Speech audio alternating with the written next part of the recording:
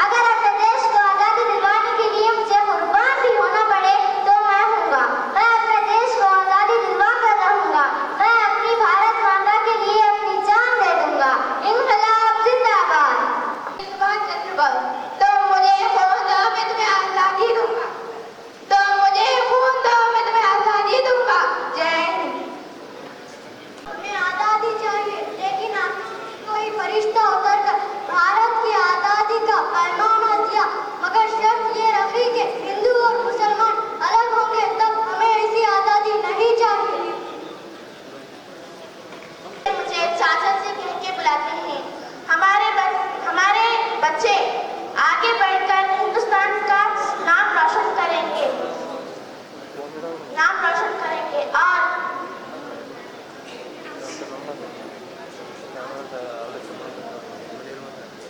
Freedom fighter हूँ। मुझे तमिलनाडु की झांसी की रानी भी कहा जाता है। मैं हिंदुस्तान की पहली औरत हूँ जो ईस्ट इंडिया कंपनी के खिलाफ जंगी। Thank you. చిత్ర ప్రమీల జీవన్ రాజు గారి చిత్రపటానికి జ్యోతి ప్రజ్వాలన కార్యక్రమం ఉంటుంది సార్. అందరూ కూడా వేదికలో ప్రజలందరూ కూడా ఈ కార్యక్రమంలో పాలు పంచుకోవాలని పేరు పేరున ఆహ్వానిస్తున్నాం సార్.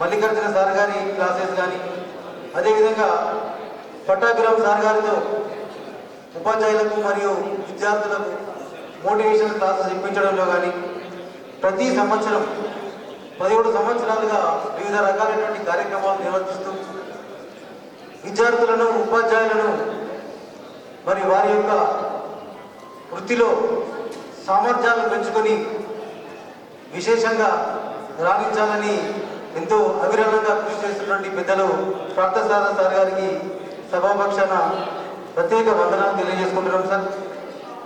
మరి ఈ సంవత్సరం కూడా ఉపాధ్యాయులకు English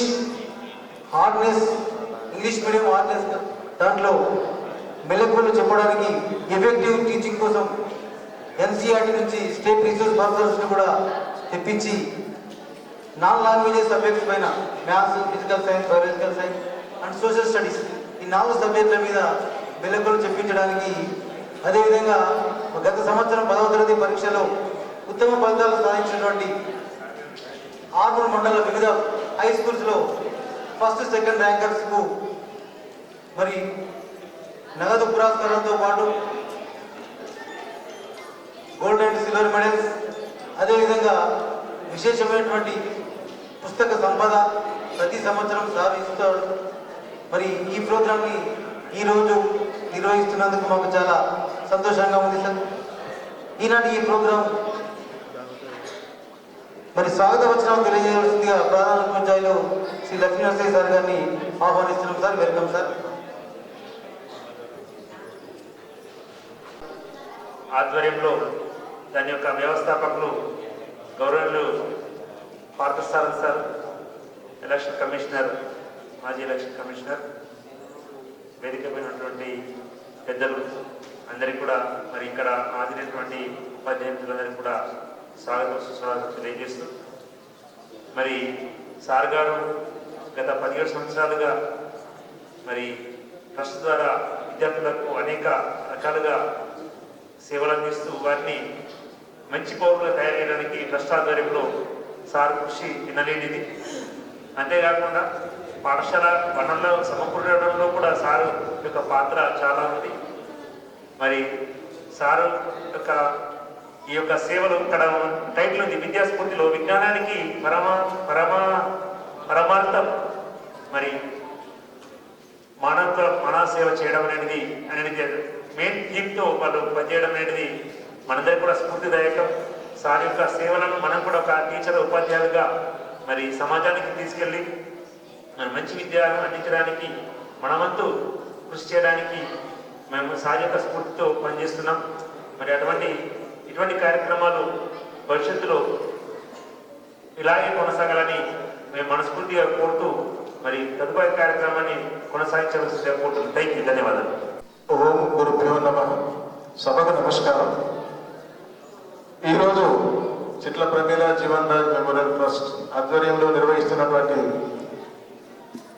non languages maths, science, social studies and bio science, వాటికి ఆంగ్లంలో మనం బోధించుకుంటున్నాం కాబట్టి అందులో ఉన్నటువంటి హార్డల్స్ని మనం నివారించుకోవడానికి, ముఖ్యంగా ఉపాధ్యాయులకు ఉన్నటువంటి అనుమానాన్ని తీర్చడానికి కార్యక్రమాన్ని ఏర్పాటు చేసుకున్న కార్యక్రమానికి ముఖ్య అతిథులుగా వచ్చేసినటువంటి ట్రస్ట్ ఫౌండర్ అయినటువంటి పెద్దలు పార్థసారథి గారు, అలాగే ఆర్మూర్ డివిజన్ సబ్ కలెక్టర్ గారు, డిఓ గారు, మంగారెడ్డి గారు, మరియు వారి రిసోర్స్ పర్సన్స్ అందరికీ, తహసీల్దార్ గారు, కమిషనర్ గారు అందరికీ, మరియు ఉపాధ్యాయులందరికీ, వచ్చినటువంటి మీరందరికీ కూడా ఉపాధ్యాయ బృందం మరియు ప్రధాన ఉపాధ్యాయులకి అందరికీ కూడా, మరియు మీడియా మిత్రులందరికీ కూడా నమస్కారం తెలియజేసుకుంటూ, ఈ కార్యక్రమాన్ని మనం 2008 నుంచి కొనసాగిస్తూనే ఉన్నాం. అయితే మనందరికీ అంటే ఇది మొదటిసారి కాదు, గతంలో కూడా మనం తలుచుకున్నాం. అందరం కూడా విద్యని అంటే పిల్లల్లో జ్ఞానాన్ని పెంపొందించుకోవడానికి ప్రభుత్వ పరంగా చేస్తున్నటువంటి కార్యక్రమాలకి మనం చేయుత ఇవ్వాలన్న ఆలోచనతో మనం ఈ విద్యాస్ఫూర్తి కార్యక్రమాన్ని ట్రస్ట్ ద్వారా సార్ నిర్వహిస్తూ ఉన్నాడు. అందులో ముఖ్యంగా భాగంగా మొదలు 10th పాస్ అయినటువంటి మొదటి, సెకండ్ ర్యాంక్ పిల్లలకి అవార్డుతో పాటు వాళ్ళకి స్టడీ మెటీరియల్, అలాగే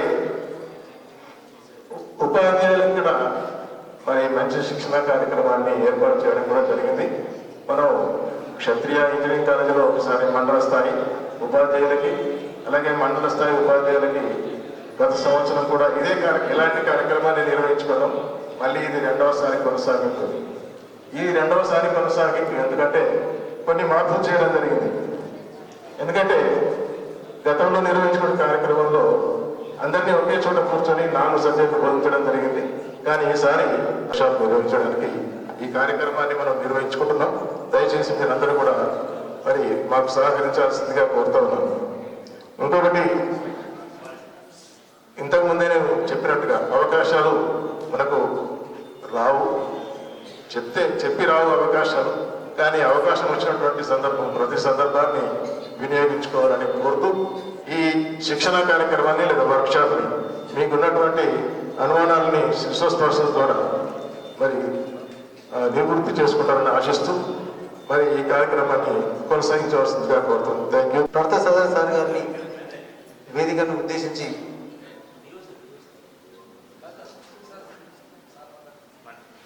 సార్ గారిని ఆహ్వానిస్తున్నాం. Sir welcome sir, welcome to sir. కార్యక్రమం మొదలెట్టే ముందు మనకు డాక్టర్ పట్టాభి గారు ఈ మధ్యనే పరమపదించడం మనందరికీ తెలుసు. 2008లో మనం ఈ కార్యక్రమాలు మొదలుపెట్టినప్పుడు, దాని తర్వాత కూడా టీచర్స్ వర్క్షాప్ హైదరాబాద్లో పెట్టినప్పుడు కానీ ఇక్కడ కూడా పిల్లలకి వ్యక్తిగత వికాసం మీద వారు క్లాసులు తీసుకున్నారు. కాబట్టి చాలా ఉన్నతమైన వ్యక్తి, వారి గురించి నేను చెప్పనక్కర్లేదు. మన తెలుగు రాష్ట్రాల్లో అందరికీ చాలా కాలంగా, చాలా సంవత్సరాలుగా సేవలు అందించారు. వారు ఈరోజు మన మధ్యలో, మన రాష్ట్రంలో కానీ లేరు. కాబట్టి ఒక్కసారి వారి స్మరణార్థం మనం ఒక 2 నిమిషాలు గంటలు ఇద్దామని చెప్పి కోరుతా ఉన్నాను.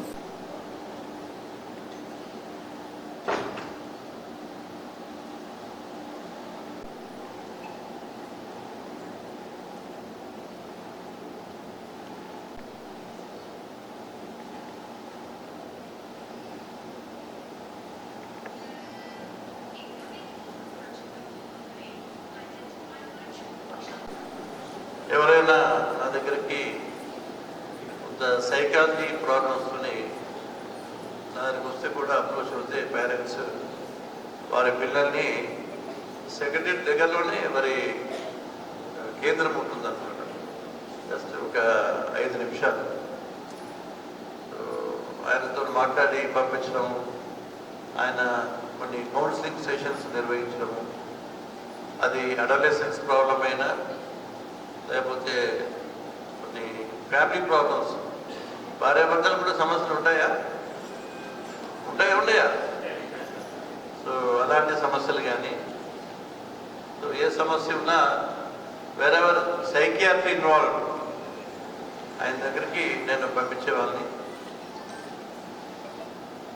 ఆయన ఒక మ్యూజిషియన్గా ప్రారంభించిన ఒక వ్యక్తిగత నిపుణుడుగా మరి మనందరికీ తెలుసు. ఎన్నో పుస్తకాలు రాశారు. వాళ్ళు స్టూడెంట్స్ గురించి రాశారు, టీచర్స్ గురించి రాశారు. నేను ప్రతి సంవత్సరం పిల్లలకి ఇచ్చే క్యాష్ అవార్డ్స్తో పాటు వారు రాసిన పుస్తకాలు కూడా ఇవ్వడం కూడా ఒక ఆనవాయితీగా వస్తుంది.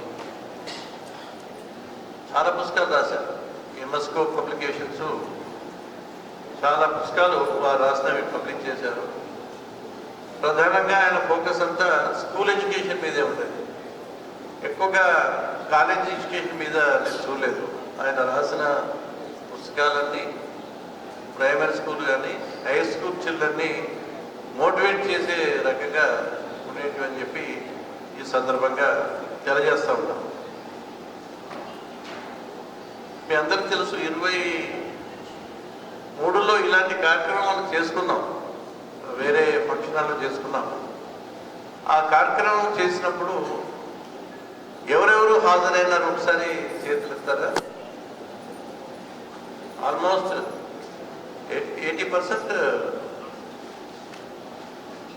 ఓకే, నేను దాని తర్వాత చాలా మార్పులు చేర్పులు జరిగినాయేమో, ఒక 50-60% ఉండొచ్చు. మిగతా వాళ్ళు కొత్త వాళ్ళు ఉండొచ్చు అనుకున్నారు. But anyway it's a good thing. మనకు ఎస్ఐఆర్ నుంచి నలుగురు ఎవరైతే లాస్ట్ టైం మంగారెడ్డి గారు మీకు తెలుసు, వారే కోఆర్డినేటర్, వారి టీంని తీసుకొచ్చారు. ఆయన కోఆర్డినేట్ చేస్తూ ఉన్నారు. ఎస్ఐఆర్ తరఫున రమేష్ గారు డైరెక్టర్గా ఉన్నారు, అడిషనల్ డైరెక్టర్ గార్డెన్ ఎడ్యుకేషన్ డిపార్ట్మెంట్లో ఆయన కోఆర్డినేటర్గా ఉన్నారు. వారిని రిక్వెస్ట్ చేస్తే అప్పుడు 23 అప్పట్లో బహుశా రాధారెడ్డి గారు ఉన్నారు అనుకుంటాను. ఆమె ఎస్ఆర్టీ డైరెక్టర్గా ఉండేవారు. ఇప్పుడు రమేష్ గారు వచ్చారు. సో ఆయన వారి టీంలో పంపించారు. దాంట్లో ముగ్గురు మీకు పరిచయస్తులే.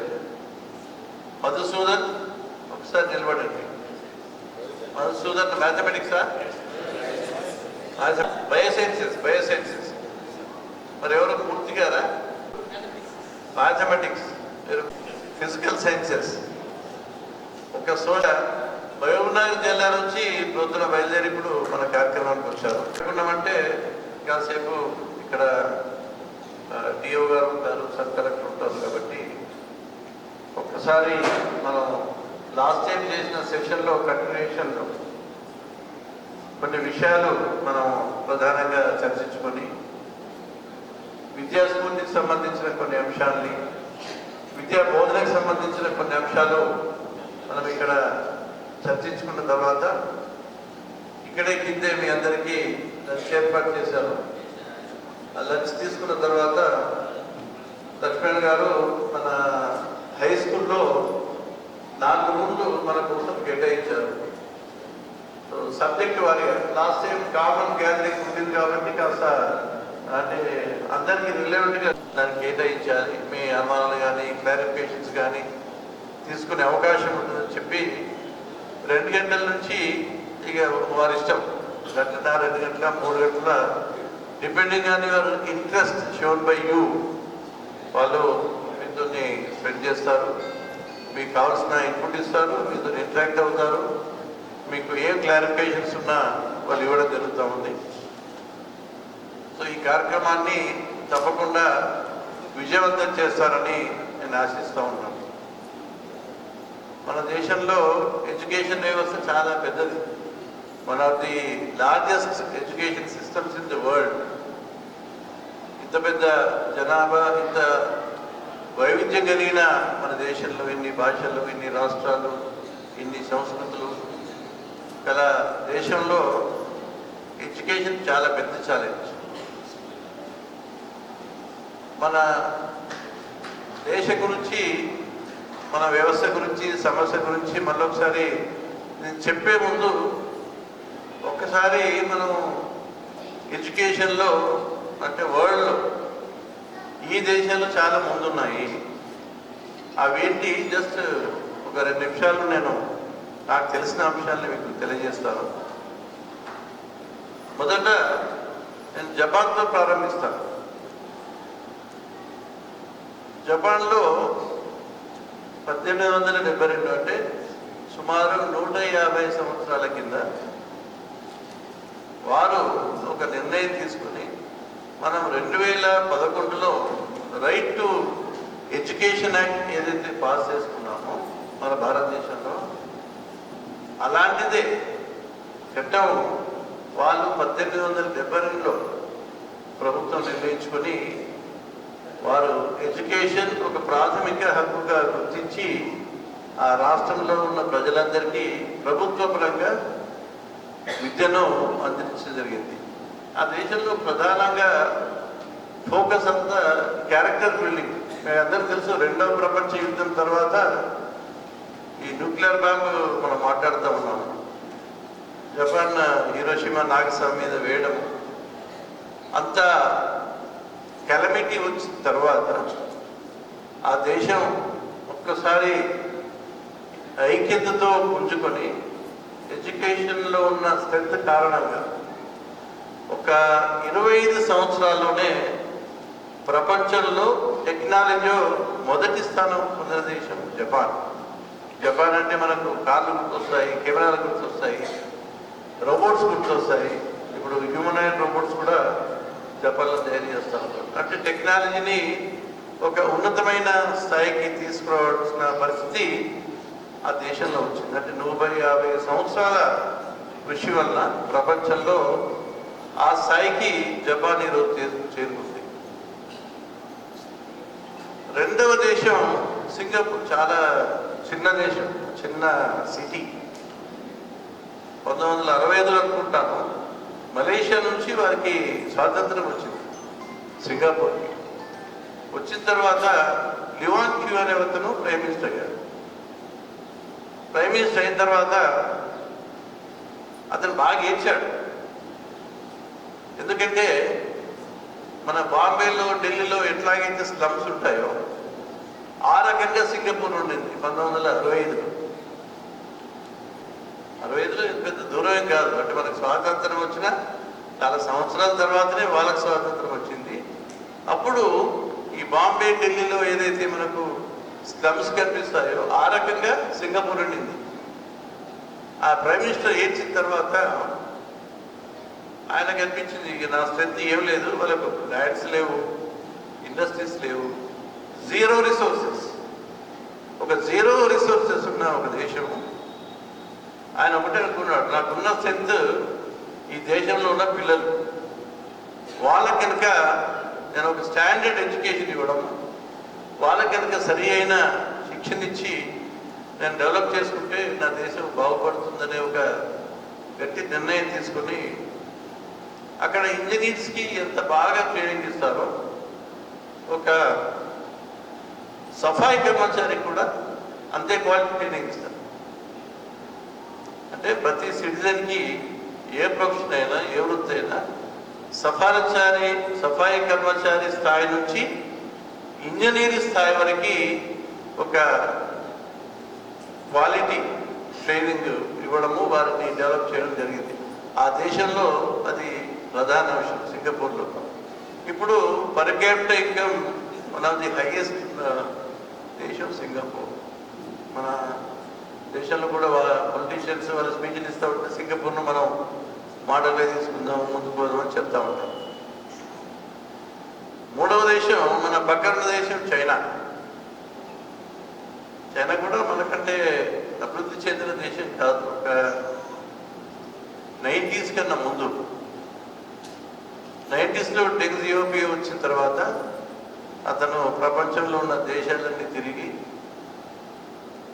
మామగారు ఏదైతే మార్క్సిజాన్ని అక్కడ ఇంప్లిమెంట్ చేశారో దానికి కొంత భిన్నంగా అతను ఈ డెవలప్డ్ కంట్రీని చూసి క్యాపిటలిస్ట్ ఎలిమెంట్ని చైనాలో ప్రవేశపెట్టడం, ఇన్ఫ్రాస్ట్రక్చర్, ఎడ్యుకేషను, మ్యానుఫ్యాక్చరింగ్ ఇవన్నిటి మీద ఫోకస్ చేయడం జరిగింది.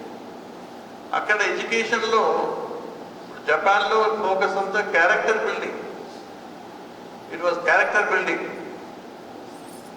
సింగపూర్లో అంతా ఎవ్రీ సిటిజన్కి క్వాలిటీ ఎడ్యుకేషన్. చైనాలో వాళ్ళ ఫోకస్ టాలెంట్ మీద లేకుండే, వాళ్ళ ఫోకస్ అంతా ఓన్లీ హార్డ్ వర్క్. టాలెంట్ కన్నా మించింది హార్డ్ వర్క్. అది ఒక సేలియంట్ ఫీచరు.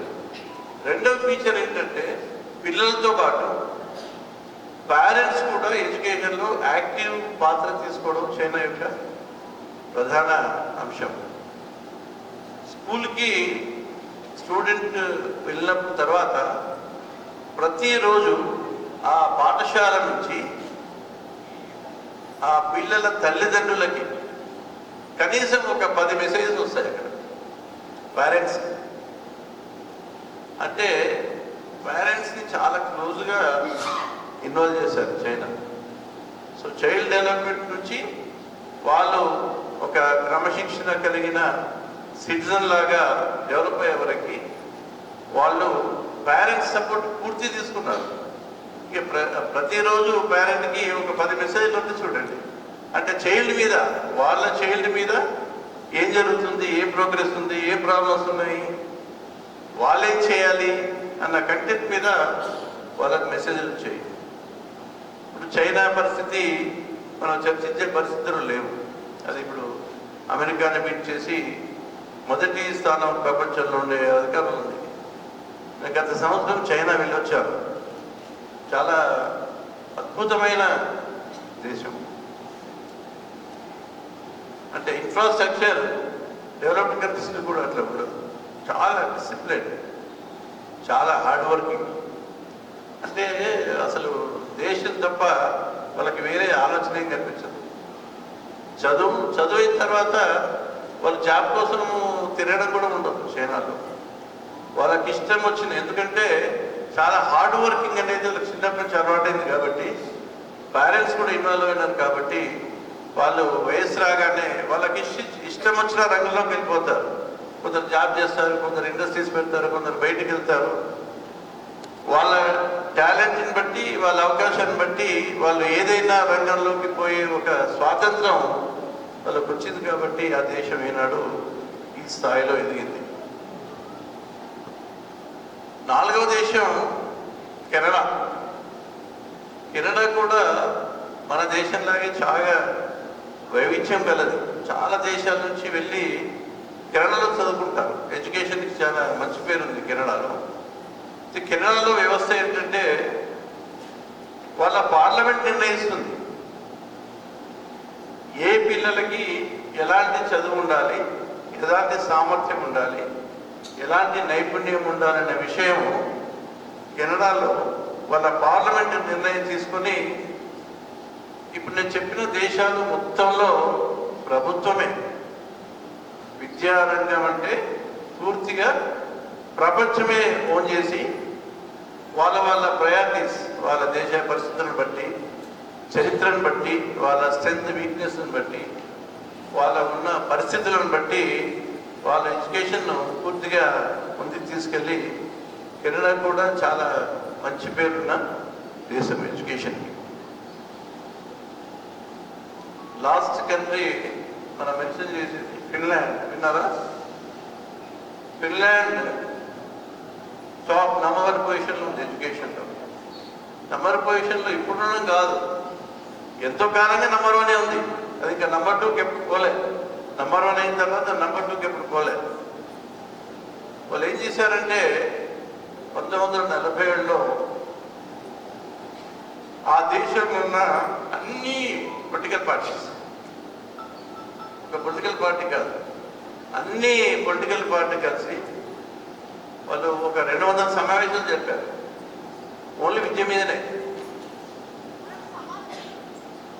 ఫిన్లాండ్లో విద్యని ప్రపంచ స్థాయిలో ఉన్నతమైన సిచ్యువేషన్లో మనం తీసుకెళ్లాలంటే ఏం చేయాలనేది ప్రతి రాజకీయ పార్టీకి సంబంధించిన వాళ్ళు కొన్ని 200 సమావేశాలు రాశారు. నేను ఆర్టికల్లో 200 సమావేశాలు చేసి వాళ్ళు నిర్ణయాలు చేసిన ఎడ్యుకేషన్ పాలసీని అప్పటి నుంచి అమలు చేస్తూ ఉన్నారు. అక్కడ చాలా ప్రధానమైన అంశం ఏంటంటే టీచర్స్కి చాలా ఎక్కువ జీతాలు ఉంటాయి, శాలరీస్ ఉంటాయి. ఇప్పుడు మన దగ్గర ఐఐటి, ఐఐఎం సెలెక్ట్ కావాలంటే అంత ఈజీ కాదు కదా. ఈజీయా? కాదు. అక్కడ టీచర్ కావడం కూడా అంత కష్టం. అంటే టీచర్ సెలక్షన్ అనేది మన దగ్గర ఐఐటి, ఐఐఎంకి సెలెక్ట్ కావాలంటే ఎంత పగడ్బందీగా స్క్రీనింగ్ చేస్తారో అంత స్క్రీనింగ్ ఫిన్లాండ్లో జరుగుతుంది. దాని తర్వాత ఒక 4 సంవత్సరాల పాటు విగరస్గా వాళ్ళకి ట్రైనింగ్ ఉంటుంది టీచర్స్కి. దాని తర్వాతనే టీచర్స్ అవుతారు. అక్కడ ఎడ్యుకేషన్ సిస్టంలో మన ఎంఏఓ లాగా డిప్యూటీ డిఓ వీళ్ళు వచ్చి ఇన్స్పెక్ట్ చేయడం ఉంది కదా మన వ్యవస్థ. No inspection system. అంటే టీచర్స్నే అంత క్వాలిటీ టీచర్స్ని సెలెక్ట్ చేసి వాళ్ళకు పూర్తి స్థాయిలో ట్రైనింగ్ ఇచ్చి ఆ ఎడ్యుకేషన్ని ఒక స్థాయిలోకి తీసుకెళ్ళిన దేశం ఫిన్లాండ్. చాలా చిన్న దేశం అండి. Singapore is small city. Finland కూడా మీరు మ్యాప్లో చూడండి ఉంటుంది. సోషల్ స్టడీస్లో మ్యాప్ రైటింగ్ చేయిస్తారు కదా. ఫిన్లాండ్ కూడా ఇట్లా మూలకుంటుంది చిన్నగా. అంటే మనం జపాన్ లాంటి ఒక మాదిరి దేశంని ఆలోచించాము. చైనా లాంటి మనకన్నా జనాభాలో నంబర్ 1 నుండి ఇప్పుడు నంబర్ 2 అయింది, మనం నంబర్ 1 అయినాము. అంత పెద్ద దేశం గురించి ఆలోచించాము. సింగపూర్ లాంటి చిన్న సిటీ కంట్రీ, అట్లాగే కెనడా కూడా మంచి పెద్ద దేశమే. అంటే ఒక దేశం చిన్నదైనా పెద్దదైనా అక్కడున్న పొలిటికల్ లీడర్షిప్ కానీ అక్కడున్న సమాజం కానీ పూర్తిగా విద్యను ఒక బాధ్యతగా తీసుకొని ఆ దేశాల్లో చేయడం, వాళ్ళు ప్రపంచ స్థాయిలో చాలా మేటిగా ఉన్నారనే వాస్తవాన్ని మీకు అందరికీ తెలియజేస్తూ ఉన్నాను. ఒక్కో దేశానికి ఒక చరిత్ర ఉంటుంది, పరిస్థితులు ఉంటాయి. మన దేశం చాలా సంక్లిష్టమైన దేశం. ఎంతోమంది ఇన్వేడర్స్ వచ్చారు, మన దేశాన్ని పరిపాలించారు. బ్రిటిష్ పరిపాలించారు, వేరే చుట్టుపక్కల ఉన్న కింగ్డమ్స్, ఎంపైర్స్. మనంతా బానిసలుగా చాలా కాలం బతికాం. కొన్ని వందల సంవత్సరాలు బానిస ప్రభుత్వం కింద మనం బతికాం. మన ఒరిజినల్ సివిలైజేషన్, మన భారతదేశంలో ఏదైతే ఉందో అది చిన్న భిన్నం అయిపోయింది. మనకున్న విద్యా వ్యవస్థ, సనాతనమైన విద్యా వ్యవస్థ, ఇప్పుడు వీరు గయా నుంచి వచ్చారు మన సబ్ కలెక్టర్ గారు, వారిది బీహార్లో గయా డిస్టిక్, దాని పక్కనే నలంద డిస్టిక్ ఉంటుంది. నలంద విశ్వవిద్యాలయం వారి జిల్లా పక్కనే ఉంటుంది. మేము బీహార్ ఒక 2 సంవత్సరాల కింద స్పెషల్ ఆఫీసర్గా వెళ్తే నలంద విశ్వవిద్యాలయం, గాయా, బోధగయ ఇవన్నీ మేము విజిట్ చేసి వచ్చాము. సో నలంద విశ్వవిద్యాలయంలో కొన్ని లక్షల పుస్తకాల్ని కాల్చేశారు, మీ అందరికీ తెలుసు. సో మనకి అప్పుడు గురుకుల వ్యవస్థ ఉండేది. అప్పుడున్న విద్యా వ్యవస్థ చిన్న భిన్నం అయిపోయింది. మనకి ఇన్వేడర్స్ వచ్చారు, వాళ్ళు వెళ్ళిపోయారు, వాళ్ళ కింద బానిసలుగా ఉన్నాం. 40లో స్వాతంత్రం వచ్చిన తర్వాత ఇప్పుడు ఇంకా లిటరసీ గురించి 100% పాస్ కావాలనే సబ్జెక్ట్ని మన దేశంలో మనం సమీక్షించుకుంటా ఉన్నాం. ఎనీవే ఇది చాలా లాంగ్ టర్మ్, చాలా సంబంధించిన విషయం. ఎడ్యుకేషన్లో చాలా పెద్ద ఎత్తున ఇన్వెస్ట్మెంట్ జరిగితే కానీ మనకి రిలీఫ్ దొరికే అవకాశం లేదు. మనకి 2% కూడా బడ్జెట్ జీడిపిలో విద్యా వ్యవస్థ మీద మన దేశంలో ఖర్చు పెట్టలేదు. కనీసం ఒక 10% వల్ల ఎడ్యుకేషన్ వ్యవస్థ మీద ఉంటే కానీ మనం పూర్తి స్థాయిలో మన సిస్టమ్ను నిర్మాణం చేసుకోలేము. కానీ ఉన్న వ్యవస్థలో మనం ఎంత బాగా చేస్తున్నాం అనేది మనం ఆలోచించుకోవడానికి మనం ఇలాంటి వర్క్షాప్లు, ఓరియంటేషన్ ప్రోగ్రామ్స్ పెట్టుకుంటూ ఉంటాం. మనం అందరం రోజు చెప్పుకుంటూ ఉంటాం, తరగతి గది దేశం యొక్క భవిష్యత్తును నిర్ణయిస్తుందని. దేశమేమో కానీ దేశంలో ఉన్న ప్రతి వ్యక్తి యొక్క భవిష్యత్తు మాత్రం నిర్ణయించేది మీరు మీరు మీరు ఇంకెవరు కాదు. There is nobody. నేను ఈ స్థాయికి వచ్చానంటే నాకు చెప్పిన టీచర్లే కదా, ఇంకెవరు ఉన్నారా? ఎవరు లేరు. ఎవరైతే టీచర్ నాకు బాగా టీచ్ చేశారో ఆ సబ్జెక్ట్స్ మీద నాకు ఇంట్రెస్ట్ కలిగింది. ఆ సబ్జెక్ట్స్ నేను ముందుకెళ్ళాను. ఇప్పుడు మా హై స్కూల్లో చెప్పిన టీచర్స్ ఎవరు లేరనుకుంటారు, ఎవరు బతికి లేరు. ఉన్నారా? ఎవరున్నారు? అమన్ సింగ్ సార్ కూడా చనిపోయినారు, అందరూ చనిపోయినారు, ఇప్పుడు ఎవరు లేరు. మాకు వెంకటాద్రి గారిని ఇంగ్లీష్ టీచర్, ఆయన మాకు ఫౌండేషన్, ఇంగ్లీష్లో వేసిన ఫౌండేషన్. రాజేశం గారని నేను ఇంటర్మీడియట్ ట్యూషన్ వెళ్ళాను, ఆయన జువాజీ లెక్చరర్, ఆయన దగ్గర ట్యూషన్ వెళ్ళాను. అప్పుడు బయాలజీ అంటే నాకు చాలా విపరీతమైన ఇంట్రెస్ట్ పోయాడు. కర్ణక్ గంగనాథ్ సార్ అని పిప్పర్గేన్లో ఉంటారు, చాలా సంవత్సరాలు చనిపోయి. వారు మా ఫాదర్ ఫ్రెండ్. మా ఫాదర్ ఆయన దగ్గర పంపించేవారు. ఆయన చేసింది ఏంటంటే, మేము వెళ్ళినప్పుడు 9th 10th క్లాస్ అని చెప్పే విషయం, ఆయన పారాగ్రాఫ్ రాయించేది మాత్రం. ఇంగ్లీష్ పుస్తకాల నుంచి కొన్ని పారాగ్రాఫ్లు ర్యాండమ్గా తీసి ఆ పారాగ్రాఫ్ రాయించి దాని మీద కొన్ని ప్రశ్నలు ఇచ్చి మమ్మల్ని సమాధానం రాయించేవారు. It's called comprehension.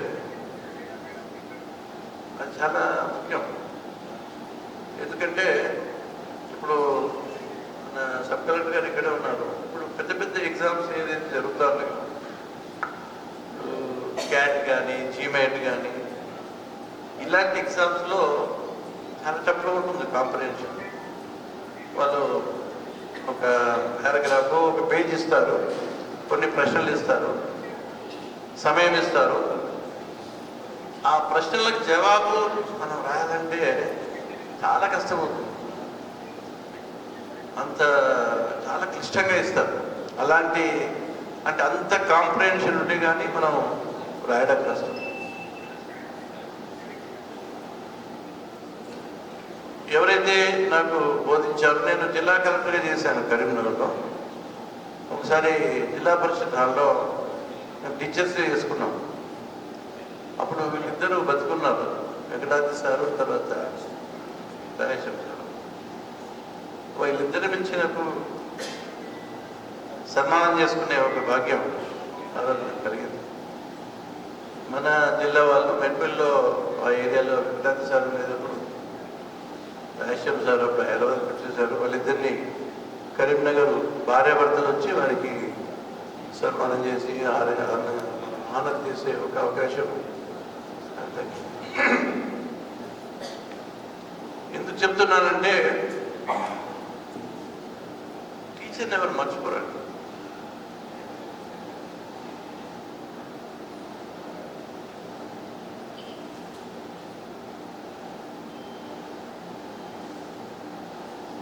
అంటే బేసిక్గా టీచర్ మీ కెరియర్ని డిసైడ్ చేస్తారు, మీ పిల్లల కెరియర్. టీచర్ అనే వ్యక్తి ఒక సబ్జెక్టు కనుక బాగా చెప్తే ఆ సబ్జెక్టు హృదయానికి కనుక స్టూడెంట్ కనిపిస్తే ఆ సబ్జెక్ట్లో ముందుకెళ్ళిపోతారు. అప్పుడే డిసైడ్ అయిపోతుంది కెరియర్. చాలా ముఖ్యం. ఇప్పుడు దీంట్లో మీ డిఓ గారు ఉన్నారు, అశోక్ గారు. వారు డైరెక్ట్ సీనియర్ లెక్చరర్, డిఓ ఇన్ఛార్జ్గా ఉన్నారు. ఆయన మ్యాథమెటిక్స్ చాలా జమ్మత్తు. ఒకవేళ అశోక్ గారు లాంటి వారు నాకు హై స్కూల్లో టీచర్గా ఉంటే నేను ఐఐటి ఐఎం మన చెప్పాలంటున్నాగా ఎక్కడికో పోయేవాడిని. దశలో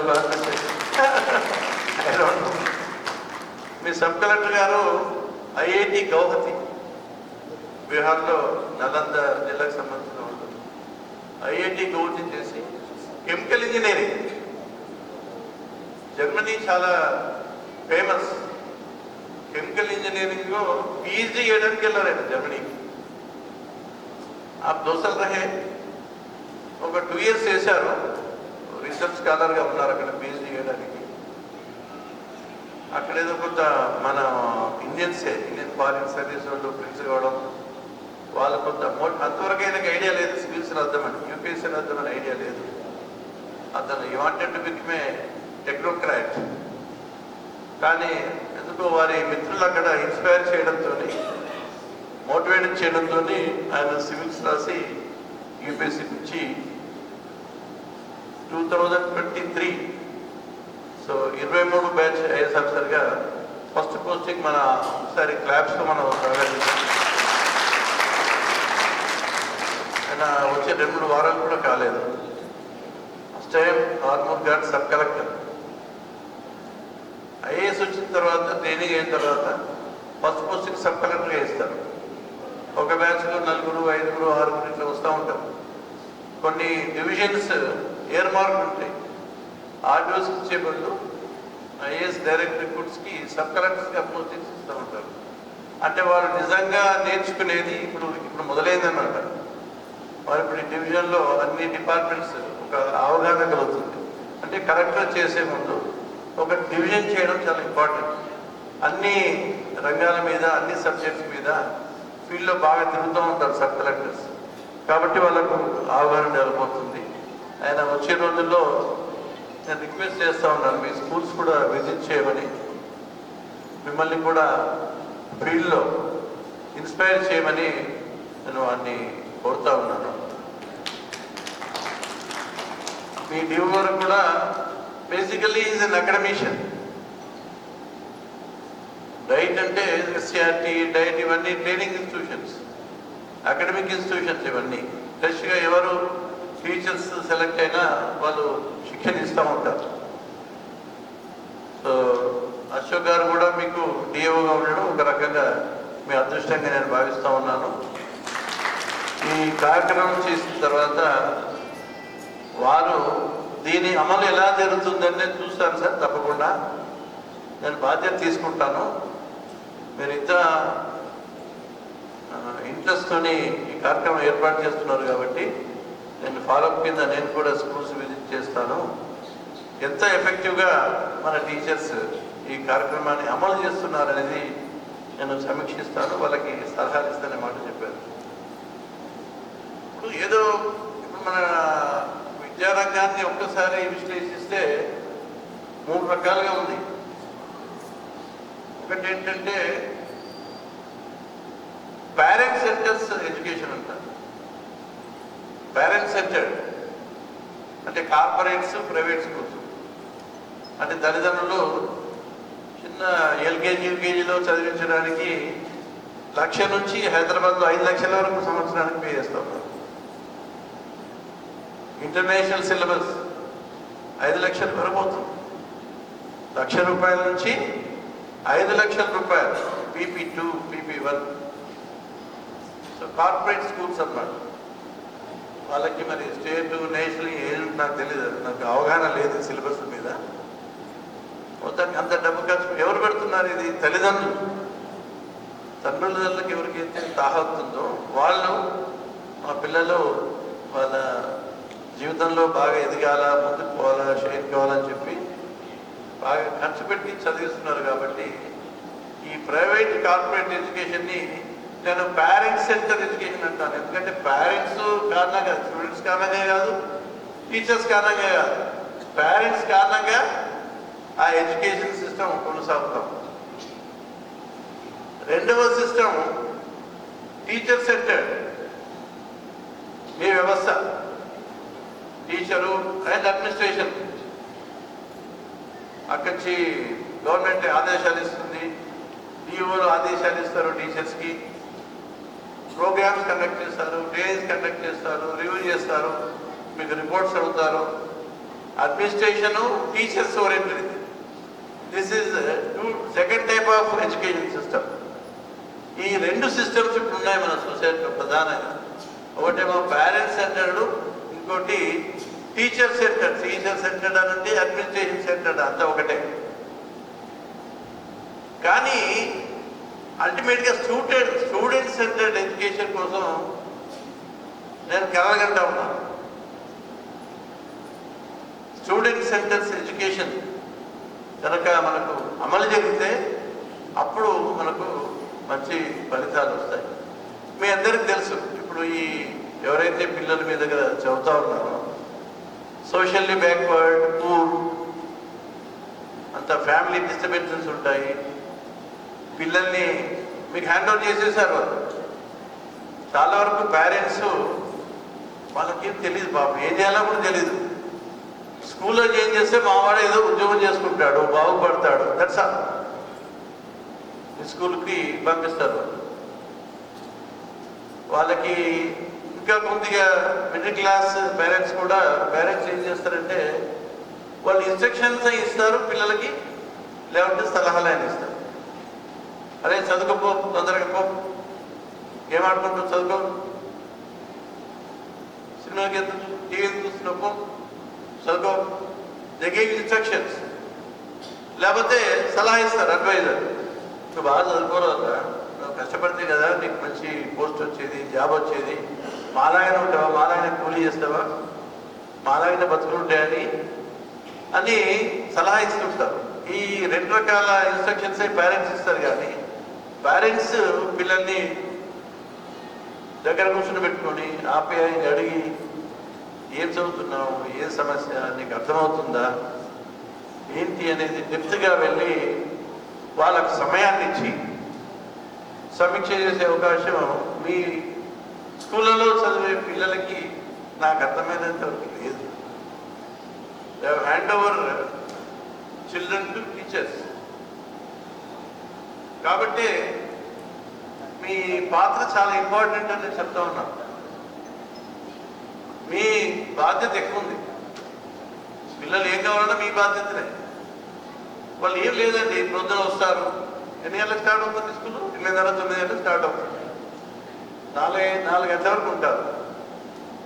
మీరు మేజర్ టైం రోజులో స్కూల్లో ఉంటారు అంటారు కదా, పిల్లలు మేజర్ టైం స్కూల్లో ఉంటారు. అంటే ఇద్దరు మేజర్ టైం స్కూల్లోనే గడుపుతారు. స్కూల్ నుంచి ఇంటికి పోయిన తర్వాత గంట 2 గంటలు ఆడుకుంటారు, వాళ్ళ తల్లిదండ్రులు ఏదో భోజనం పెడతారు, పడుకుంటారు. అంతేనా? మార్నింగ్ లేవడము, స్నానం చేయడము, మీ దగ్గరికి వచ్చేసేయడం. మేజర్ టైం మీ దగ్గరే ఉంటారు కాబట్టి మీకు వాళ్ళకుండే అనుబంధం చాలా ప్రధానమైన అనుబంధం అని మీరు గుర్తించాలి. అల్టిమేట్గా మనం టీచర్స్ కంటే ముందు మనుషులమనే విషయం మనం గుర్తుపెట్టుకోవాలి. ఎందుకంటే టీచర్గా ఇప్పుడు సరే కొట్టే తిట్టే వ్యవస్థ లేదని అనుకుంటున్నాను. కొడతారు ఎప్పుడన్నా? కొట్టే వ్యవస్థ లేదు, తిట్టే వ్యవస్థ కూడా లేదు, అది పోయింది. సో కనీసం వాళ్ళతో ఆప్యాయంగా ఉండి వాళ్ళని మోటివేట్ చేసి చదివించే బాధ్యత మీరు తీసుకుంటారని నేను ఆశిస్తూ ఉన్నాను. ఇప్పుడు ఎగ్జిస్టింగ్ సిస్టమ్ ప్రాబ్లం ఒకటే. లాస్ట్ టైం చాలా 1 hour 15 minutes నేను మాట్లాడాను. లాస్ట్ టైం సెషన్ మీరు అందరూ విన్నారు. మీకు ఏదో కొంత ఒక 25% అన్నా గుర్తుంటుంది. మెయిన్ ప్రాబ్లం ఏంటంటే మీరందరూ హైలీ క్వాలిఫైడ్, టాలెంటెడ్, ఎక్స్పీరియన్స్డ్. కింద మేము కరెక్ట్గా ఉన్నప్పుడు చూసేవాళ్ళం కదా, ఒక కట్టలాగా ఉంటారు, వాళ్ళని చూసేది వాళ్ళు చూస్తూ ఉంటారు. సో మొబైల్స్, టెలివిజన్ కలిపి అంత సైలెంట్. ఇంట్లో కూడా స్కూల్లో సైలెన్సే, ఇంట్లో సైలెన్సే. సైలెన్స్ ఎక్కడ ఫలితాలు ఇస్తుందో చెప్పండి. It will not give any result. So silence అనే విషయాన్ని జాగ్రత్తగా గమనించండి. ఆ సైలెన్స్ బ్రేక్ చేయాలి. సైలెన్స్ బ్రేక్ చేసి ఏదో పిల్లలకి ఒక ఇంట్రెస్టింగ్ కలిగే పద్ధతిలో చెప్పాలి. మీకు బీడీలో చెప్పారు, ట్రైనింగ్లో చెప్పారు. నేషనల్ ఎడ్యుకేషన్ పాలసీ 86 అనుకుంటా స్టార్ట్ అయింది. 86 పాలసీ నుంచి 2020 పాలసీ వరకు మనం ఏ కొత్త విషయాలు మాట్లాడుకోవట్లేదు, ఇవే విషయాలు మాట్లాడుకుంటున్నాం. ఇప్పుడు మీ రిసోర్స్ పర్సన్ అడిగితే అతను పెడగాలికి ప్రాక్టీసెస్ చెప్తాడు, టీఎల్ఎన్ ప్రాక్టీస్ చెప్తాడు, teaching and learning practices, strategies అంటాడు, వ్యూహాలు అంటాడు. అసలు దాని పేరు చెప్పంటే ఒక 30-40 చెప్తావా మనసునా? రాస్తే చెప్పినట్టున్నాడు. వ్యూహాలు, స్ట్రాటజీస్ అని 30-40 చెప్పాడు. ఎక్స్పెరిమెంట్ అంటారు, యాక్టివిటీ అంటారు, ఫ్లో చార్ట్ అంటారు, డ్రాయింగ్ అంటారు, మైండ్ మ్యాపింగ్ అంటారు, క్విజ్ అంటారు, పజిల్ అంటారు, సెమినార్ అంటారు. ఇవన్నీ స్ట్రాటజీలు, వ్యూహాలన్నీ ఉన్నాయి. బట్ వ్యూహాలని చెప్తా ఉన్నారు, మీరు మాట్లాడుతూ ఉన్నారు. బట్ ఏది అమలు? అశోక్ గారు ఇదేనండి. వీళ్ళందరినీ పిచ్చేది ఏంటంటే మనం చెప్పే వ్యూహాల్లో కొన్ని పద్ధతులైనా అమలు చేస్తే తప్పకుండా పిల్లలకి ఇంట్రెస్ట్ వస్తుంది. మీకు చెప్తారు ఎట్లా క్లాస్ బిగించాలో కూడా చెప్తారు. మీకు పాటలు వస్తే పాట పాడమంటారు, మీకు పద్యం వస్తే పద్యం చెప్పమంటారు.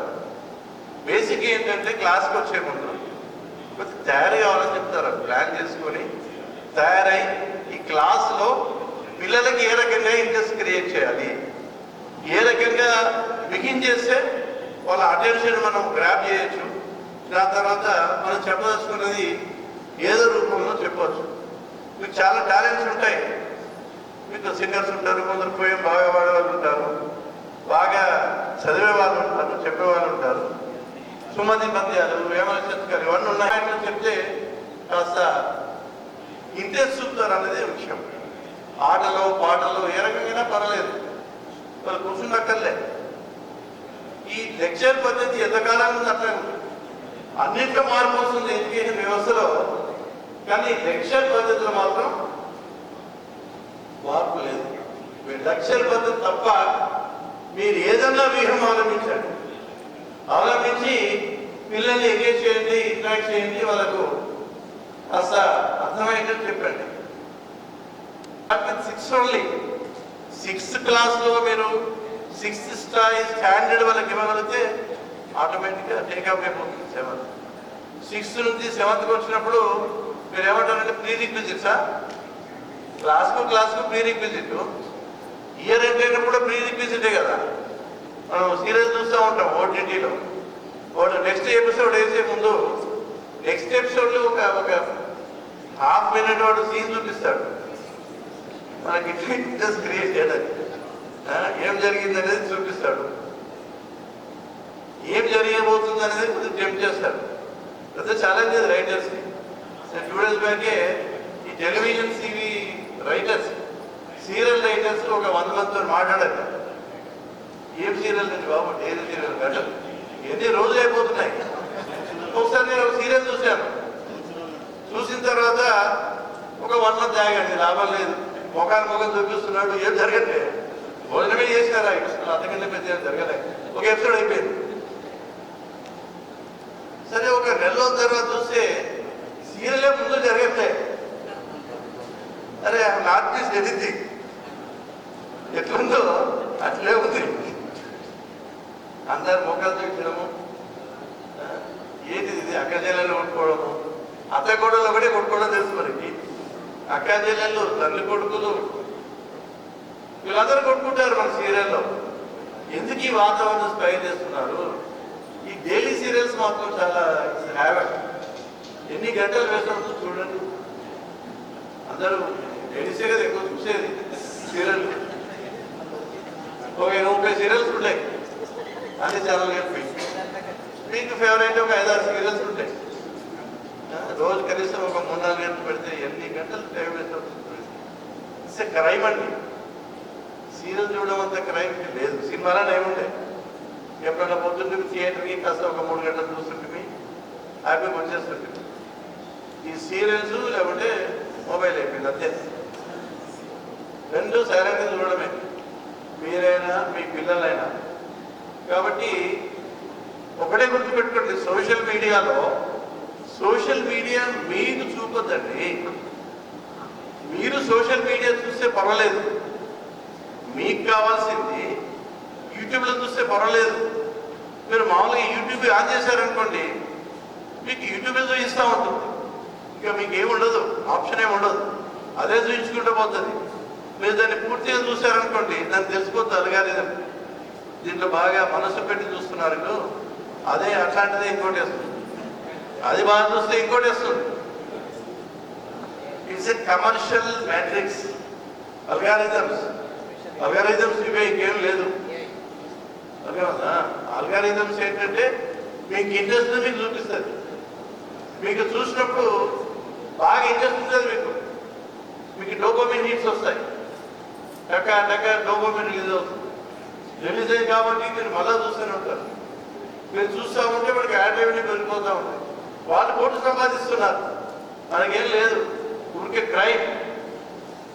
దీంట్లో బ్రహ్మాండంగా మనం రాసుకోవచ్చు.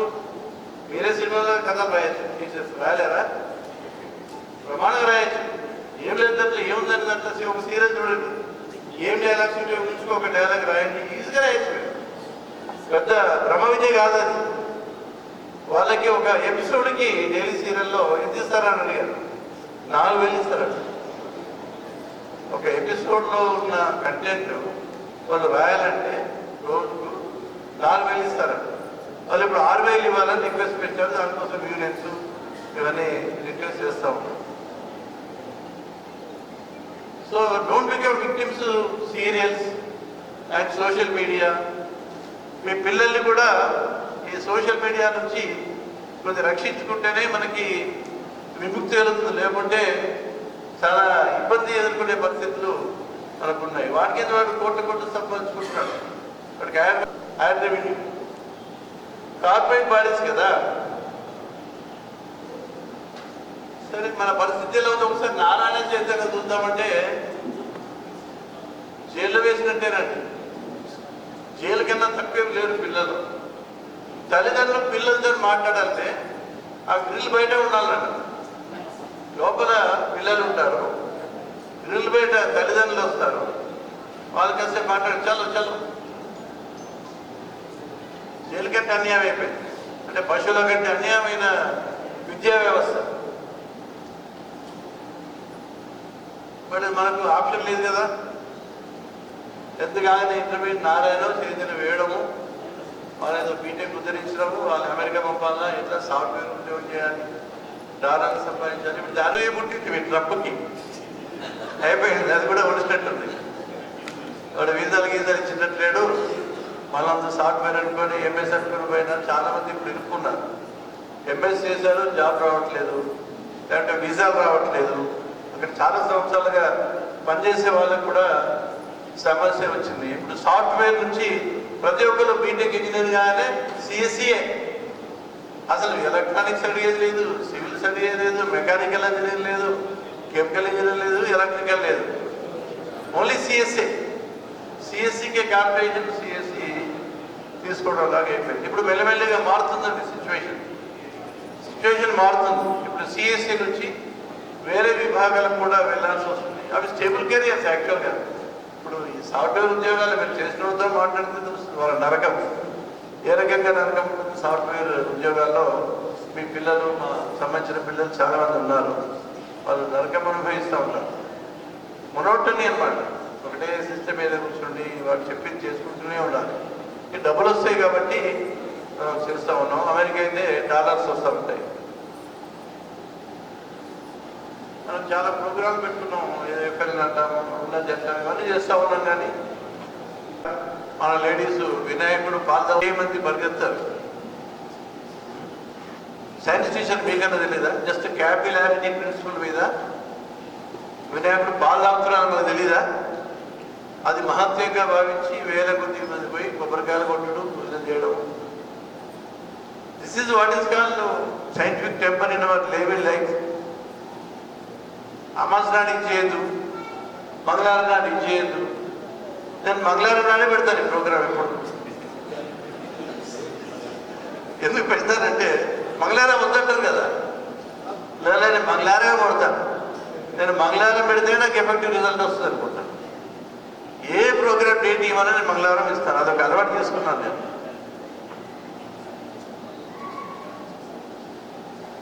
తుమ్ము వస్తే బయటకు పంపము, తుమ్మిడి కూర్చో, ఏమవుతుందో చెప్పండి. ఏంది మనం సైన్స్ అయినామా, చదువుకున్నామా, మనం ఆలోచిస్తున్నామా? 2 కప్పలకు పెళ్లి చేస్తారు, ఒక మనిషికి చెట్టుకు పెళ్లి చేస్తారు. ఎక్కడండి ఇది? ఇట్లా ఉంటేనే మనకు క్రియేటివిటీ రాదు పిల్లల్లో. మనం నేర్పించిన వాళ్ళమే, మనం నేర్పేయాల్సింది క్వశ్చన్ నేర్పేయాలి వాళ్ళకి, ప్రశ్నించాలి. వాళ్ళు ప్రశ్నించనే కదా మెదడు వికాసమే. ఇది ఎప్పుడు యూ హ్యావ్ టు క్వశ్చన్. ఇదేంటి, ఇది ఎందుకు ఇలా చేయాలి, ఇది ఎందుకు చేస్తున్నారు అనే క్వశ్చన్స్ తోనే సైన్స్. సైన్స్ అంటే ఏంది? ఒక హైపోథెసిస్, దాన్ని ప్రూవ్ చేస్తేనే అప్పుడు సైన్స్. సైన్స్ ఏం ఫిక్స్డ్ కాదు, సైన్స్ ఆల్సో ఈజ్ ఎవాల్వింగ్. ఇప్పుడు ఐన్స్టీన్ కూడా ఇంకా తప్పంటున్నారు తెలుసా మీకు? ఐన్స్టీన్ ఏమన్నాడట, ఇప్పుడు క్వాంటమ్ వచ్చింది గమనిస్తున్నారా? Quantum it is going to revolutionise. ఇప్పుడు artificial intelligence and quantum computers రాబోతున్నాయి. క్వాంటమ్ వచ్చిందంటే అది ఇమాజిన్ చేయలేము. మన ప్రపంచం ఒక 1 or 2 డికేడ్స్ తర్వాత ఎట్లా ఉంటుందో మనం ఇమాజిన్ చేయలేము. క్వాంటమ్ నాకైతే అర్థం కావట్లేదు. హౌ అవిగేటి మీ quantum I'm trying to understand, but somehow I'm not able to comprehend. Michio Kaku అనే ఒక సైంటిస్ట్ ఉన్నాడు, great physicist, American physicist. Michio Kaku అంటే ఎప్పుడో వాళ్ళ తాతలు తల్లు టైంలో అమెరికాలో సెటిల్ అయిన ఉంటున్నారు. అతను ఎక్కువ ఈ ఫిజిక్స్ మాట్లాడుతూ ఉంటాడు. అతను ఏమంటాడు, రెండు atoms they talk to each other and communication is at the speed of light. అంతకనే ఉండడానికి అవకాశం లేదని ఐన్స్టీన్ అన్నాడు. కానీ ఈ కమ్యూనికేషన్ లైట్ స్పీడ్ కంటే ఎక్కువ ఉంటుంది అని మన సైంటిస్ట్ చెప్తూ ఉంటారు. కాబట్టి ఐన్స్టీన్ ఏమైనా తప్పుగా ప్రూవ్ చేస్తామో అనే ఒక డిబేట్ నేను ఎక్కడ చూశాను. అంటే సైన్స్ కూడా ఫిక్స్డే కాదు, we should have open mind. Science మనం టెక్నాలజీ పెరుగుతున్న కొద్దీ సైన్స్ ఎక్స్పెరిమెంటల్గా ప్రూవ్ చేస్తున్న కొద్దీ అది ఎవాల్వ్ అవుతూ ఉంటుంది. బయాలజీ వాళ్ళు ఎంతమంది ఉన్నారు?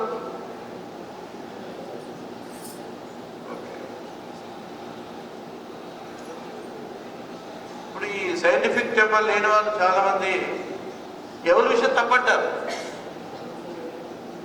కోతి నుంచి మనిషి ఎట్లా వస్తారంటారు. చెప్పగలుగుతారు ఇవాళ బయాలజీ కదా. నేను అంటాను కోతి నుంచి మనిషి ఎట్లా వస్తారు? కోతి ఆడనే ఉంది, మనిషి ఎన్నే ఉన్నాడు. కోతి నుంచి మనిషి వచ్చిందా? పెద్ద జోక్ ఇది అంటా ఉన్నారు. ఎవరు బయాలజీ ఎవరైనా ఆన్సర్ ఇస్తారా దీనికి? బయాలజీ ఎవరైనా ఆన్సర్ ఇస్తారా? నేను డార్వినే నేచురల్ సెలక్షన్ నాకు నమ్మకం లేదు, తప్పంటాను. కోతి నుంచి మనిషి ఎట్లా వస్తాడు? కోతి నుంచి మనిషి వస్తే కోతి ఎందుకు ఉంటుంది? మనిషి డెప్త్ క్వశ్చన్ అది.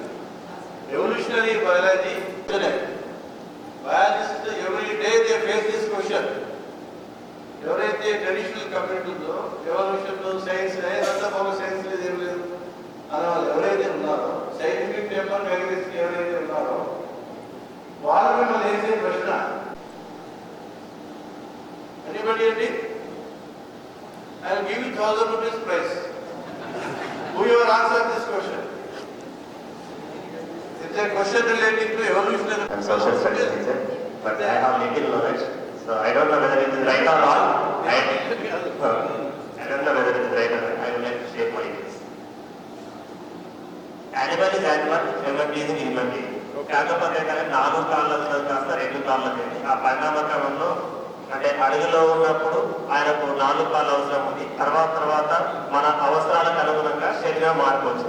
అలాగే కోతి కాస్త మన తోక కాస్త అది కూడా పరిణామం చెందుతూ మనకు అవసరం లేదు కాబట్టి మనం ఉండకము అలాంటి. You answer my question. Subject కాదు అడిగేది. Okay sir. కోతి నుంచి మనిషి ఉండదు. కోతి నుంచి మనిషి వస్తే కోతి ఎందుకుంది? అంటే ఓకే, కోతులు అంటే ప్రతి కోతి మనిషి కాలేదు. ఎందుకు కాలేదు?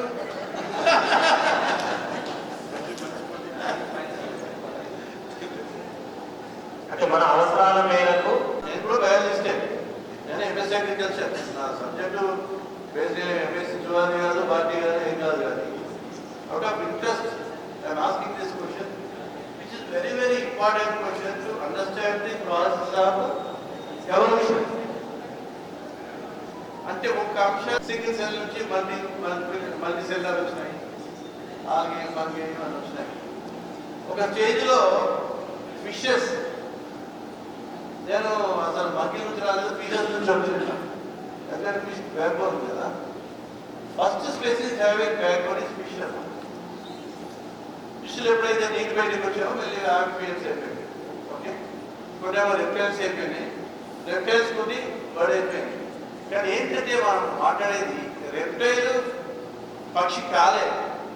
Some of the reptilians have become birds evolution process. అంటే మ్యుటేషన్ వల్ల ఏదైనా జీన్ మ్యుటేషన్ వచ్చింది అనుకోండి, మెల్లిగా అంకురం దొరికింది అన్నమాట వింగికి. దానికి మెల్లిగా రెక్కలు వస్తే నెక్స్ట్ జనరేషన్ పాస్ అయింది అనుకోండి, అప్పుడు మెల్లమెల్లిగా ఇది ఏదో 1 నిమిషంలో సంవత్సరం జరుగుతుంది, లక్షల సంవత్సరాలు దొరికింది. ఇప్పుడు మనకి హోమియో సాపియన్స్ కొంచెం ఒకే gene it was taken 20 lakh years. అంటే ఎవల్యూషన్ అంటే ఊరికే ఒక ఏది కాదు. మన బేసిక్గా అర్థం చేసుకోవాలి. ఎందుకంటే ఇప్పుడు బ్యాక్టీరియా ఉంది, what is their age? 400 years. మన ఏమేసే కోతిది 400 years.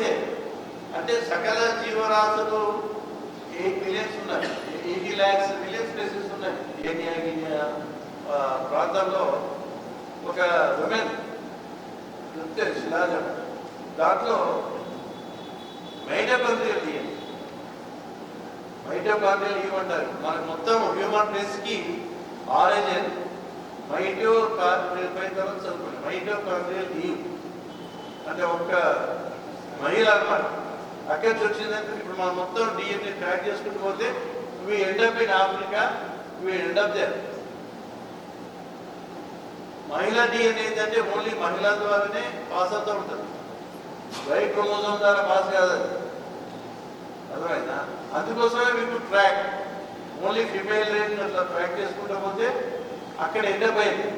కాబట్టి మనం డిఎన్ఏ ఈ నుంచే మొత్తం హ్యూమన్ రేస్ వచ్చిందని ఇప్పుడు theory as and today that is question చేయడం. మనం క్వశ్చనింగ్ చేయడం పిల్లలకి నేర్పాలి. వై మన ఇండియాలో క్వశ్చన్ చేయడం లేదు, క్వశ్చనింగ్ నేర్పట్లేదు. అందుకోసమే సైంటిఫిక్ పేపర్ని నేను పనికిరాని ఎగ్జాంపుల్ జరుగుతుందని నేను ఆశాభావాన్ని వ్యక్తం చేస్తూ అందరికీ నా గుడ్ విషెస్. Thank you. సభకు నమస్కారం.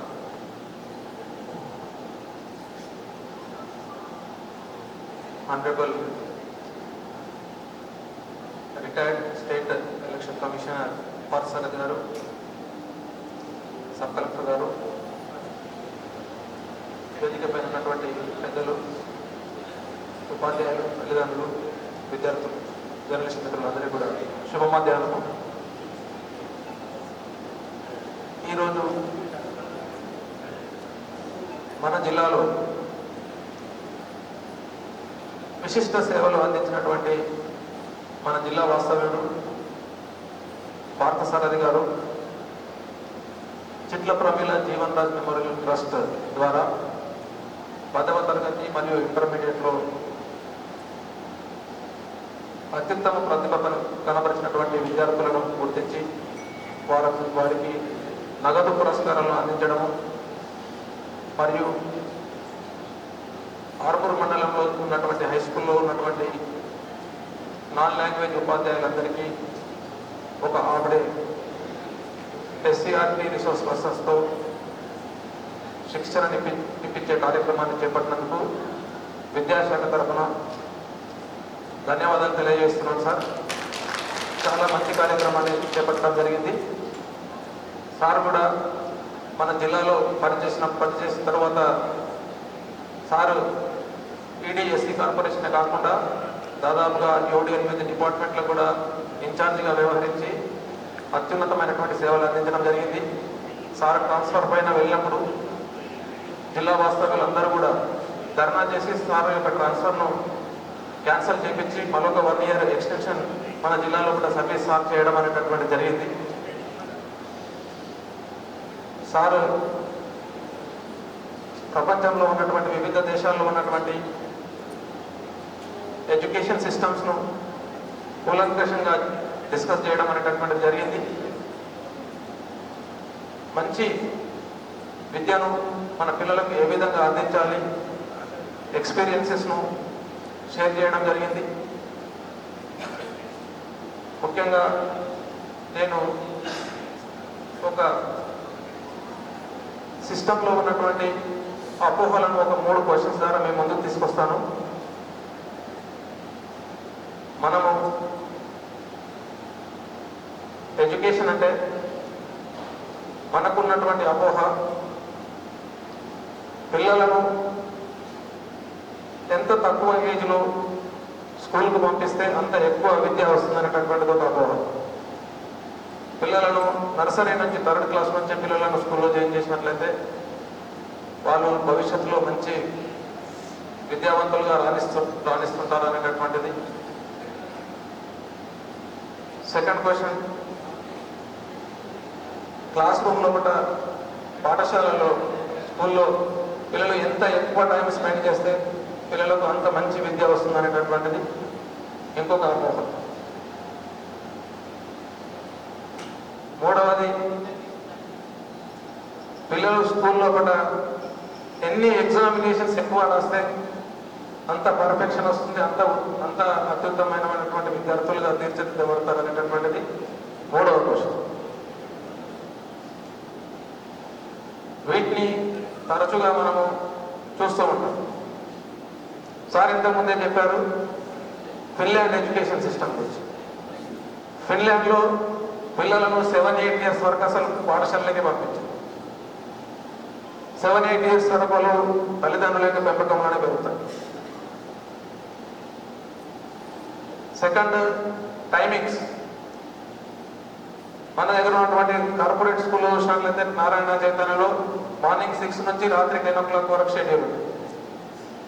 మన పిల్లలందరూ, మీ పిల్లలందరూ కూడా చదివి ఉండొచ్చు, చాలా మంది మీ అందరికి తెలిసి ఉంటుంది.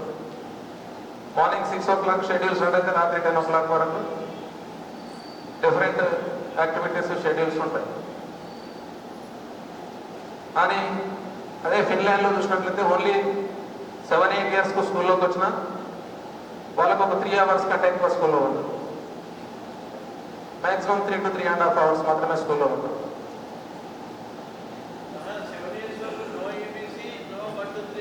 అంతే. Third one is very important. ఎన్ని ఎగ్జామినేషన్స్ రాస్తే అన్ని వాళ్ళ పిల్లలకి అంత నాలెడ్జ్ వస్తుంటుందని అనుకో. ఫిన్లాండ్లో అప్ టు 10th grade వరకు no standardise examination, no formative examination, no slip test, no project work. Standardisation examinations అనేటటువంటివే ఉండవు. అయినా కానీ ఇంటర్నేషనల్ లెవెల్లో ఏ రకమైనటువంటి టెస్ట్ పెట్టినా కానీ, మ్యాథమెటిక్స్ ఒలింపియాడ్ కావచ్చు, సైబర్ ఒలింపియాడ్ కావచ్చు, ఫిజిక్స్ ఒలింపియాడ్ కావచ్చు, any type of Pisa test కావచ్చు, ఏ రకమైనటువంటి టెస్ట్ పెట్టినా కానీ టాప్ లెవెల్లో ఉండేటటువంటి స్టూడెంట్స్ ఫిన్లాండ్ స్టూడెంట్స్. అంటే దీన్ని బట్టి ఏం తెలుస్తుంది? దీన్ని బట్టి టీచింగ్ లెర్నింగ్ స్ట్రాటజీస్ ఇంపార్టెంట్. మనము ఏదైతే బోధనా పద్ధతులను, పెడగాజికల్ మెథడ్స్ యూజ్ చేస్తున్నామో దాంట్లో మార్పు రావాల్సినటువంటి అవసరం ఉందనేటటువంటి విషయము తెలియజేస్తుంది. Various reasons, n number of factors అనేటటువంటి ఉండొచ్చు. సేమ్ అవే పద్ధతులను తీసుకొచ్చి మన దగ్గర ఇంప్లిమెంట్ చేయాలనేటటువంటి నా ఉద్దేశం కాదు. పిల్లలు ఏ విధంగా చెప్తే అర్థం చేసుకుంటారు అనేటటువంటి విషయాలని ఇంకా కూలంకషంగా అవగాహన చేసుకోవాల్సినటువంటి అవసరం ఉంది. ఉపాధ్యాయులుగా నేర్చుకోవడానికి చాలా స్కోప్ ఉంది. మనకే అన్ని విషయాలు ఇప్పటికీ అన్ని అవగాహన అయిపోయినాయి, ఇంకా కొత్తగా నేర్చుకోవాల్సింది ఏముంది అనేటటువంటి ఒక కంక్లూజన్కు ఉపాధ్యాయుడు ఎప్పుడు కూడా రావద్దు. ఉపాధ్యాయ వృత్తి అనేటటువంటిదే డైనమిక్, కంటిన్యూస్ లెర్నర్. ఉపాధ్యాయుడు నిరంతరం నేర్చుకుంటూనే ఉండాలి. ముఖ్యంగా ఉపాధ్యాయుడు క్లాస్ రూమ్లోకి వెళ్తున్నాడు అంటే ఖచ్చితంగా ఏ పాఠ్యాంశం అయితే చెప్తున్నాడో ఆ పాఠ్యాంశం పైన ఖచ్చితంగా ఒకటికి 2 సార్లు ప్రిపేర్ అయ్యి పిల్లలకు ఏ విధంగా బోధన చేస్తే బాగుంటుంది అనేటటువంటివి అవగాహన చేసుకొని తరగతి గదులకు వెళ్ళినట్లయితే ఖచ్చితంగా సత్ఫలితాలను సాధించడానికి అవకాశం అనేటటువంటిది ఉంది. దాని కొరకు ఈరోజు మీకు చాలా టెక్నిక్స్ మనకు ఎస్ఏఆర్ నుంచి వచ్చినటువంటి రిసోర్స్ పర్సన్ కూడా చెప్తూ ఉంటారు. ఎప్పుడైతే మనము కొత్త టెక్నాలజీస్కు, కొత్త టెక్నిక్స్కు మనకు అలవాటు పడము, మనము మంచి ఉపాధ్యాయునిగా రాణించము. దానికి మంచి ఉదాహరణ గతంలో కూడా మీకు చెప్పడం జరిగింది, నోకియా ఫోన్. మీ అందరికి ఐడియా ఉందా? చాలా మంది చూస్తుంటారు నోకియా ఫోన్. ఒక 15-20 years బ్యాక్ వరల్డ్లో, ప్రపంచంలో నంబర్ 1 ఉన్నటువంటిది నోకియా. ప్రతి ఒక్కరి దగ్గర 90 to 95% పాపులేషన్ దగ్గర నోకియా ఫోన్సే ఉంటుండే, ప్రతి ఒక్కరు కూడా. ఎప్పుడైతే ఆండ్రాయిడ్ సిస్టమ్స్ వచ్చినాయో నోకియా కంపెనీ ఆండ్రాయిడ్ సిస్టమ్కి అడాప్ట్ కాలేదు. అడాప్ట్ కాకుండా వాళ్ళ సేమ్ ప్లాట్ఫామ్ని కంటిన్యూ చేశారు. మమ్మల్ని బీట్ చేసేవారు ఎవరు అనేటటువంటి ధీమా వాళ్ళు. ఏం చెప్తుంది చరిత్ర? కాలగర్భంలో కలిసిపోయింది. ఎక్కడైనా నోకియా ఫోన్స్ యూజ్ చేస్తున్నారా ఇప్పుడు? Very few. సేమ్ ఇటువంటి చాలా ఎగ్జాంపుల్స్ ఉన్నాయి. కోడాక్ కంపెనీ కావచ్చు, మన దగ్గర హెచ్ఎండి కావచ్చు. ఎవరైనా సరే అప్డేషన్ అనేటటువంటిది చాలా ఇంపార్టెంట్. ఇక టీచర్స్గా మనకు చాలా ముఖ్యం. ప్రపంచం మొత్తంలో వచ్చేటటువంటి ట్రాన్స్ఫర్మేషన్స్ ఏమున్నాయో అవన్నిటిని అవగాహన చేసుకోవాలి. అవన్నిటిని కూడా పిల్లలకు చేరవేసేటటువంటి కర్తలను మనం కాబట్టి నేర్చుకోవడం అనేటటువంటిది చాలా ఇంపార్టెంట్. మన స్కూళ్ళల్లో కూడా మన అన్ని స్కూళ్ళల్లో కూడా హై స్కూల్స్లలో కూడా ఇంటరాక్టివ్ ఫ్లాట్ ప్యానల్స్ ఇచ్చారు. ఇంటరాక్టివ్ ఫ్లాట్ ప్యానల్స్ను యూజ్ చేసి అద్భుతమైనటువంటి టీచింగ్స్ను ఇంటరాక్టివ్స్ను యూజ్ చేసి మీ టీచింగ్స్ను డెవలప్ చేసుకోవడానికి అవకాశం అనేటటువంటిది ఉంది. మీరందరూ కూడా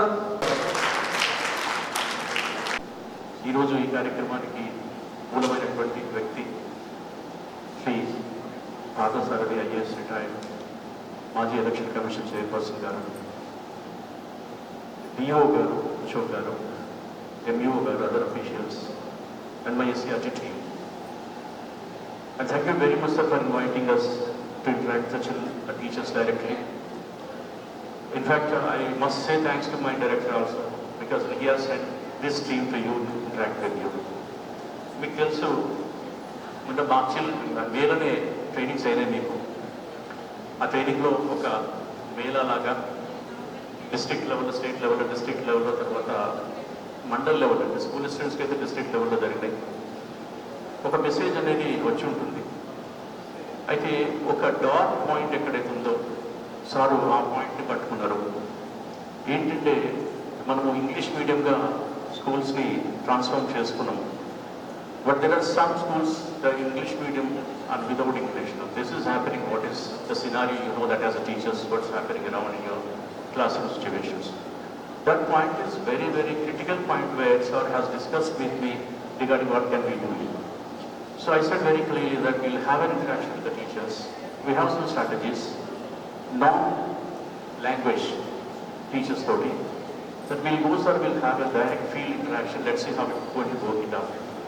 In fact, it's going to be a pilot project for us also. The resource persons, those who are here, the very experienced resource persons, how we can go the language into this our day-to-day transactional process. This is our idea. It doesn't mean that, one thing I want to say very clearly, that when pedagogy is strong, if you have a minimal communication in English, it works out. When you do not have the pedagogical skills, classroom process, but if you have a good English also, it doesn't work it out. So this point is very important. In this situation, what we are going to try is, what minimal language that we use every day, classroom transactions, is very important. How the communication goes. For example, let's take the mathematics is there. There's a mathematical communication. How it goes into the minds of the children. Through the pedagogy, the strategies. So I know we had a discussion with the team also. The team members have come here to discuss those things, and category-wise and subject-wise, the different classrooms. So this is a very wonderful thing, but only you have blessed to have this kind of training program in the state. You must appreciate, sir, once again. I request you to have a round of applause for facilitating this wonderful thing. Thank you very much, sir, once again from the SCRT. And of course, the DO Garu has sensitized you in this regard. And of course, he's also an academician who talks about the classroom processes. The best DO, I know that because we visit a lot of districts now. There are many DOs who do not have any academic sensibility now. But he has here his work as a lecturer, and that's also very good. So these things really made us to have interact with you. At least doesn't mean that it's totally you're going to transform. But there is some change in you after this program. It's not only the end of this, and we'll continue this. And really, this mandal, with the support, if you want to take as a pilot, and we'll do that. We'll discuss with the director CR also regarding this. I think hope you are ready here. Are you ready for that? Not ready? Getting any response from you? Yeah. So lunch is also ready now. We'll go have lunch, and I hope this training is going to be useful for you, and this day is not going to be wasted in your profession. Thank you very much. Have a great day.